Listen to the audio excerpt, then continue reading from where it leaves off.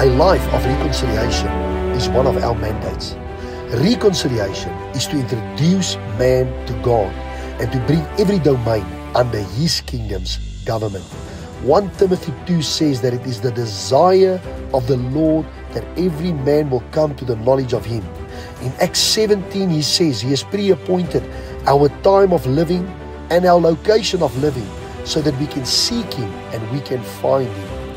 The God we serve is the God of love. He is a jealous God. His heart is burning for creation to return back unto Him. We have seen and witnessed that He will stop at nothing to get man and creation reconciled back to Him. So we as Dynamis Church will answer His call through purposefully introducing people to God and teaching them His ways in every aspect of their lives. We as a Dynamis will answer His call to reconcile every single domain back to His kingdom's government.